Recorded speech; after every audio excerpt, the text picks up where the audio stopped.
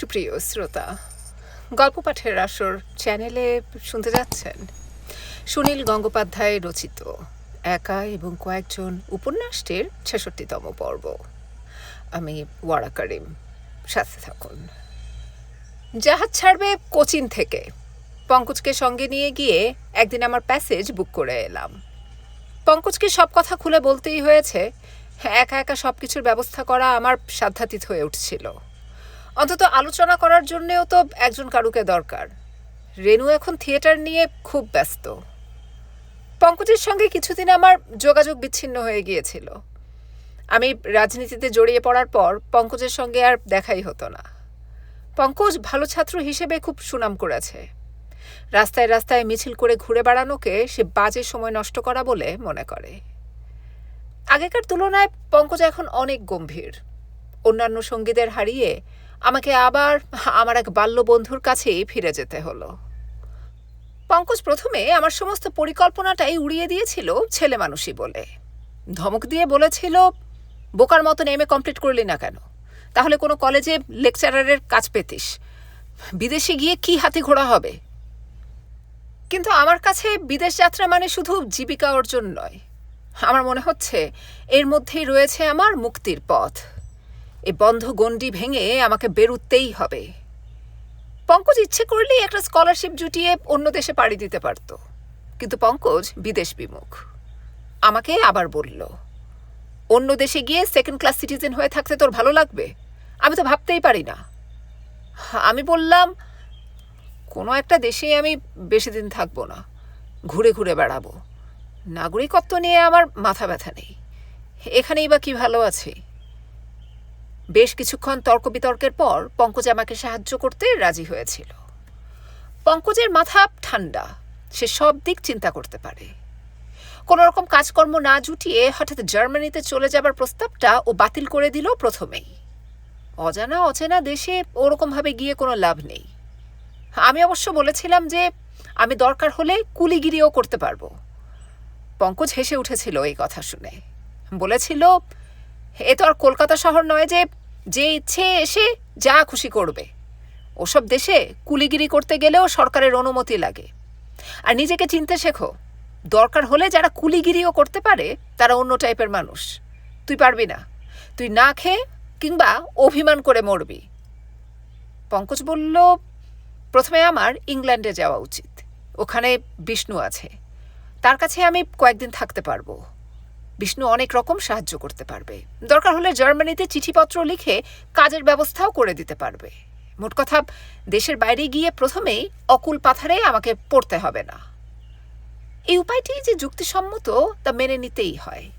তবে একটা জিনিস আমি দৃঢ়ভাবে ঠিক করে রেখেছিলাম, শেষ পর্যন্ত ইংল্যান্ডে আমি কিছুতেই থাকব না। ইংরেজ জাতটার উপর আমার জাত ক্রোধ রয়ে গেছে। ওদের কাছে গিয়ে কোনো ক্রমেই কৃপা চাইব না। যদি প্রচুর টাকা নিয়ে বেড়াতে যেতে পারতাম সে আলাদা কথা ছিল। বিষ্ণুকে চিঠি লেখার পর অতি দ্রুত উত্তর চলে এলো। বিষ্ণুর দারুণ উৎসাহ। বিষ্ণু ইদানিং ওর সব চিঠিতেই ক্যারল নামের একটি মেয়ের কথা লেখে। সে ক্যারল নাকি ওর কবি বন্ধুকে দেখার জন্য দারুণ এক্সাইটেড। আমি যেন ক্যারলের জন্য খাঁটি দার্জিলিং পিকো চা নিয়ে যাই কয়েক পাউন্ড। পঙ্কজের চেষ্টাতেই একটা কার্গো জাহাজের টিকিট কাটা হলো সস্তায়।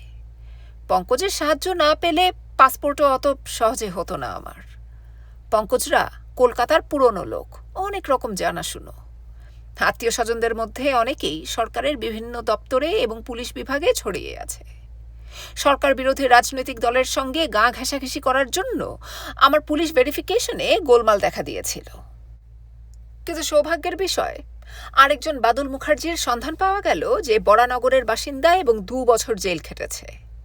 পুলিশ এই 2 বাদল মুখার্জির রেকর্ড গুলিয়ে ফেলেছিল। আমার নামে ছিল জেল খাটার অভিযোগ। পঙ্কজের এক পুলিশ আত্মীয়ের সহায়তায় সে অভিযোগ থেকে মুক্ত হওয়ায় আমার অন্য অসুবিধেগুলো দূর হয়ে যায়। দুর্বল গণতন্ত্রের স্বভাবই এই, যার ঘুষ দেবার ক্ষমতা আছে কিংবা ওপর মহলে চেনাশুনো আছে, তার কোনো ব্যাপারেই কোনো অসুবিধে হয় না। আমাকে টাকা খরচ করতে হচ্ছিল টিপে টিপে। রেনুর টাকাটা এখনো ছুঁইনি। টিউশনের টাকা থেকে জমিয়ে জমিয়ে 900 টাকা পুঁজি করেছিলাম। বইটই বিক্রি করে আরও 200 টাকা জুটল। পঙ্কজ ধার দিয়েছে 700 টাকা। খড়গপুরে ভাস্করের কাছে চিঠি লিখে আরও 500 টাকা পাওয়া গিয়েছিল। লন্ডনে যখন নামব তখন আমার হাতে কয়েক পাউন্ড মাত্র অবশিষ্ট থাকবে। পঙ্কজ টাকা বাঁচাবার আরেকটা ব্যবস্থা করে দিল। কার্গো জাহাজ ঠিক নির্দিষ্ট দিনে নাও ছাড়তে পারে, তাহলে আমাকে কোচিনে কয়েকদিন হোটেলে থাকতে হবে। পঙ্কজের এক জামাইবাবু থাকেন মহীশূরে, বিরাট চাকরি করেন, একটা ওষুধ কোম্পানির এরিয়া ম্যানেজার। আমি জাহাজ ছাড়ার কয়েকদিন আগেই মহীশূরে গিয়ে পৌঁছব। জামাইবাবুকে অফিসের কাজে প্রায় গাড়ি নিয়ে উটকামান্ড এর্নাকুলাম যেতে হয়। উনি ঠিক দিনে আমাকে কোচিনে জাহাজে তুলে দেবেন। একজন চেনা কেউ জাহাজে ওঠার সময় আমার পাশে থাকবেন, এটা ভেবে আমি একটু ভরসা পাই। কখনো একা একা দূরে কোথাও যাইনি আমি। আর 8 দিন পরে যাত্রা। বাড়ি ফিরেই শুনলাম রেনু এসে অনেকক্ষণ বসেছিল। মা বললেন, এইমাত্র গেল, তোর সঙ্গে রাস্তায় দেখা হয়নি? আমি ঘাড় নেড়ে বললাম, না। প্রায় 1 ঘন্টা বসেছিল বেচারা। কোনো দরকার ছিল? 3খানা টিকিট দিয়ে গেছে আমাদের। ও কি একটা থিয়েটার করছে, আমাদের সবাইকে বিশেষ করে যেতে বলেছে। তোর বাবা যাবে কি না জানি না, তুই আমাকে নিয়ে যাবি তো? আমি কার্ডটা দেখলাম। যেদিন রেনুদের থিয়েটার তার আগের দিনই আমি হাওড়া স্টেশন থেকে ট্রেনে চাপব। রেনু যখন মঞ্চের ওপর কৃত্রিম কাহিনীর দুঃখের দৃশ্যে কাঁদবে, সে সময়ে আমি 2-3টে প্রদেশ পার হয়ে গেছি। খুব উৎসাহ দেখিয়ে মাকে বললাম, হ্যাঁ হ্যাঁ নিশ্চয়ই নিয়ে যাব। মা আবার জিজ্ঞেস করলেন, রেনুরা যে নাটক করছে তুই নেই তার মধ্যে, তুই কিছু করছিস না? মা ধরেই নিয়েছিলেন আমাকে বাদ দিয়ে রেনু কখনোই কিছু করতে পারে না। অনেকগুলো বছর ধরে এইরকমই হয়ে আসছে। মায়ের চোখের দিকে না তাকিয়ে অন্যদিকে মুখ ফেরালাম। এখনো মায়ের মুখের দিকে তাকিয়ে মিথ্যা কথা বলতে পারি না। মায়েদের কি একটা ষষ্ঠ ইন্দ্রিয় থাকে, যাতে সন্তানের মিথ্যে কথা অনায়াসেই ধরে ফেলতে পারে। অবহেলার সুর ফুটিয়ে বললাম, আমাকে অনেক ধরেছিল, কিন্তু আমার একদম সময় নেই। মাঝে মাঝে রিহার্সেলে যেতে হয় অবশ্য। সময় নেই? কি এমন রাজকার্য করছিস? খাবার দাও মা, খিদে পেয়েছে। খুব কড়াইশুঁটির কচুরি খেতে ইচ্ছে করছে। ইচ্ছে করছে তো দোকান থেকে কিনে নিয়ে আয়। কেন, তুমি বানাতে পারবে না? আগে তো বানাতে। হা হা হা হা, বললেই হলো কি না। একমাত্র খাবারের কথা তুলে মাকে অন্যমনস্ক করে তোলা যায়। আমি কিছু খেতে চাইলে মা শত অসুবিধে সত্ত্বেও সেটা করে দেবেনি। বাড়ির বেকার ছেলে সাধারণত খাবার দাবারের জন্য বায়নাক্কা করতে লজ্জা পায়। আমারও লজ্জা পাওয়া উচিত ছিল, কিন্তু কয়েকদিন ধরে আমি ছোট ছেলের মতন আদুরে স্বভাবের অবুঝ হয়ে উঠছি। নিজে মনে মনে বুঝতে পারলেও দমন করতে পারি না। আমার যা যা প্রিয় খাবার তা এক একদিন এক একটা তৈরি করে দেবার জন্য আবদার তুলছি। এখন চালতা পাওয়া যায় না, তবু আমি কয়েকদিন ধরে চালতার ডালের কথা বলায় মা শিয়ালদা বাজারে বাবাকে পাঠিয়ে চালতা খুঁজে আনিয়েছেন। আমি নির্লজ্জের মতন সেই ডাল 1 বাটি খেয়ে আরেক বাটি চেয়েছি। এইসব খাবার খেয়েও ঠিক তৃপ্তি হয় না, মনটা বিষাদে ভরে যায়। বারবার মনে হয় আমি চলে যাব, আমি আর সারা জীবনে কখনো চালতার ডাল খাবো না, অন্তত মায়ের হাতের রান্না আর খেতে পাবো না। যদিও আমার চলে যাওয়া মানে চিরবিদায় নয়, কিন্তু তবু এরকম মনে হয়। ভেতরে ভেতরে আমার অসম্ভব উত্তেজনা, তবু বাইরে সেটা লুকিয়ে রাখার জন্য আমি সদা সতর্ক। একটু এদিক ওদিক হলেই মায়ের কাছে ধরা পড়ে যাব। তবু মা মাঝে মাঝে আমার দিকে তীক্ষ্ণ চোখে তাকান। কিছু সন্দেহ করেছেন কি, কিংবা আমারই চোখের ভুল? প্রস্তুতি চলছে অত্যন্ত গোপনে। একটা সুটকেস কিনে পঙ্কজের বাড়িতে রেখেছি। প্রভাস জামাইবাবু যে ওভারকোটটা দিয়েছিলেন সেটাও একদিন সরিয়ে দিয়েছি পঙ্কজের সঙ্গে। পাসপোর্ট টাসপোর্ট কিছুই বাড়িতে আনিনি। একটা স্যুটও করাতে হয়েছে। গরম গেঞ্জি, গ্লাভস, ড্রয়ার অন্যদের কাছ থেকে চেয়ে চিনতে জোগাড় হয়েছে। আমার মধ্যে এখনও বাঙালত্ব রয়ে গেছে। কি কি বিছানাপত্তর নিয়ে যাওয়া যায় তা নিয়ে চিন্তিত ছিলাম। পঙ্কজ খুব ঠাট্টা করেছে তাই নিয়ে। বিলেতে কেউ বেডিং নিয়ে যায় শুনেছিস? বাঙাল কোথাকার। রেনুর সঙ্গে আমার ঝগড়া চলছে। প্রতিদিন একখানা করে চিঠি বিনিময় হয়। কোনো কোনো দিন রেনু একসঙ্গে দুটো চিঠিও লেখে। চিঠিগুলো ডাকে আসে। অনেক দিন রেনুর সঙ্গে দেখা হয়নি। যাবার আগে রেনুর সঙ্গে দেখা না করে চিঠিতেই সব কথা জানিয়ে যাব ঠিক করেছিলাম, কিন্তু সেই চিঠিটা আর কিছুতেই মনোপুত হয় না। অনেকবার লিখে ছিঁড়ে ফেলতে হলো। শেষ পর্যন্ত ঠিক করলাম খুব সংক্ষিপ্ত চিঠিতেই আসলে সবচেয়ে বেশি কথা বলা যায়। রেনু, আমি চলে যাচ্ছি, আবার দেখা হবে, ভালো থেকো। ইতি, বাদল। একটা ফুলস্কেপ কাগজের পৃষ্ঠার ঠিক মাঝখানে এই 3 লাইনের চিঠিটা লিখে ফেললাম। বেশ পছন্দ হলো, ভালো দেখাচ্ছে। রেনু সব বুঝতে পারবে। রেনুকে আমার মনের কথা সব খুলে বোঝাতে হবে কেন? ওর তো নিজে নিজে বুঝে যাওয়া উচিত। অনেক স্থির সিদ্ধান্তই 2-1 মুহূর্ত পরেই বিভ্রান্ত হয়ে যায়। চিঠিখানা লিখে স্ট্যাম্প সেটে ডাকে ফেলার জন্য তৈরি হবার পরও আমি অন্ধের মতন ছুটে গেলাম মল্লিকাদের বাড়ির সামনে, যেখানে রেনুদের রিহার্সেল হবার কথা। সেখানে ওরা নেই। আজ ওদের স্টেজ রিহার্সেল হচ্ছে স্টার থিয়েটারে। রাস্তা পেরিয়ে চলে এলাম স্টার থিয়েটারে। যেন আর 1 ঘন্টা বা 2 ঘন্টা অপেক্ষা করা চলবে না। এই বিশেষ মুহূর্তেই রেনুর সঙ্গে দেখা করা দরকার। দেবুদা আমাকে দেখে উচ্ছ্বসিত হয়ে উঠলেন। হে যে ভাই, আপনি এসে গেছেন, খুব ভালো হয়েছে। আপনি গোটা নাটকটা দেখে একটা অনেস্ট ওপিনিয়ন দিন তো। মন রাখা কথা বলবেন না, অনেস্ট ওপিনিয়ন চাই কিন্তু। যদি কিছু সাজেশন থাকে। দেবুদা ভাঁড়ে চা খাচ্ছিলেন। একজন কাকে ডেকে বললেন, এই বাদল বাবুকে চা দে। দেবুদার সঙ্গে মাঝে 2-3 বার দেখা হয়েছে। প্রত্যেকবারই ওর ব্যবহারে অতিরিক্ত খাতিরের ভাব থাকে মনে হয়। ওর বন্ধুর ছোট ভাই হিসেবে আমাকে এতটা মূল্য দেবার তো কোনো কারণ নেই। তাহলে উনি আমাকে নিয়েছেন রেনুর বন্ধু হিসেবে। উনি আমাকে রাগাতে চান না। অত্যন্ত চতুর লম্পটরা এরকম হয়। এসব বুঝেও আমি অসহায়। কেউ বেশি খাতির করলেই আমি অতি বিনয়ে একেবারে বিগলিত হয়ে যাই। মুখ দিয়ে একটাও সত্যি কথা বেরোয় না। আমি বললাম, আপনার নাটক তো দুর্দান্ত হচ্ছে। আমি যেটুকু রিহার্সাল দেখেছি। উইংসের পাশে দাঁড়িয়ে রেনু আমাকে হাতছানি দিয়ে ডাকলো মঞ্চের ওপরে উঠে আসার জন্য। তখন বিরতি চলছে। অডিটোরিয়ামে কয়েকজন লোকের সঙ্গে দেবুদা গল্প করায় ব্যস্ত। মঞ্চটা ফাঁকা। আমি একটু লজ্জিতভাবে এদিক ওদিক তাকালাম। আমি উপরে উঠে গেলে কেউ কিছু মনে করবে না তো? পর মুহূর্তেই সাহস সঞ্চয় করে উপরে উঠে এলাম। রেনুকে রাজেন্দ্রাণীর মতো দেখাচ্ছে। রেনুকে আমি বেশি সাজগোজ করতে কখনো দেখিনি। নাটকে জমিদার দুহিতা সেজেছে বলেই এত জমকালো পোশাক। শান্ত গলায় জিজ্ঞেস করল, কখন এসেছ? অনেকক্ষণ, তোমাদের অভিনয় দেখছিলাম। নাটকটা সত্যিই খুব দারুণ হচ্ছে। মানে সকলেই বেশ ভালো। অ্যামেচার গ্রুপ হিসেবে এত ভালো প্রোডাকশন। বেশ কয়েক মিনিট আমি নাটক সম্পর্কে কথা বলে গেলাম। রেনু বলল, কার্ড দিয়ে এসেছি। মাসিমা মেসোমশাই আসবেন তো? হ্যাঁ, নিশ্চয়ই আসবেন। মায়ের তো দারুণ আগ্রহ। শোনো, তোমরা খবরের কাগজের লোকদের কার্ড দিয়েছ? পরিচয় পত্রিকায় আমার এক বন্ধু আছে, তাকে বলে দিতে পারি। আমার ঔদাসীন্য দেখে রেনু যাতে ক্ষুণ্ণ না হয় সেই জন্যই আমি বেশি উৎসাহ দেখাচ্ছিলাম, যদিও আমার বুকটা ঈর্ষায় হা হা করে জ্বলে যাচ্ছিল। সেই ঈর্ষার কি প্রচণ্ড উত্তাপ! কোনো ব্যক্তিবিশেষকে নয়, এমনকি দেবুদাকেও নয়, সমগ্র নাট্য জগৎকে আমি ঈর্ষা করছিলাম। কেন তারা রেনুকে আমার কাছ থেকে কেড়ে নেবে? যাবার আগে কয়েকটা দিন কি রেনুকে আমার সর্বক্ষণের জন্য পাওয়া উচিত ছিল না? ঠিক এই সময়ে রেনুকে নাটকের রিহার্সেল নিয়ে কেন ব্যস্ত থাকতে হবে? তবু আমার মুখে হাসি মাখানো।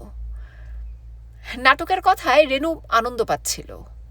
ওর বাড়ির দমবন্ধ পরিবেশ থেকে একটু মুক্তির জন্য রেনু যেন এই নাটকটাকেই পেয়েছে। পরের সিন কখন আরম্ভ হবে? রেনু হেসে বলল, একটু দেরি আছে।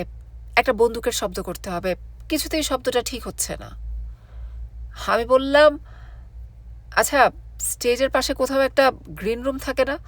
আমি কখনো দেখিনি। ঘরটা কি সত্যিই সবুজ? রেনু আবার হাসতে হাসতে বলল, গ্রিন রুম দেখবে? এসো আমার সঙ্গে। বাঁ দিকের উইংসের পাশ থেকে মঞ্চের ওপর দিয়ে রেনু আমাকে ডান দিকে নিয়ে গেল। মঞ্চের ওপর দিয়ে যাবার সময় আমার একটা অদ্ভুত অনুভূতি হয়।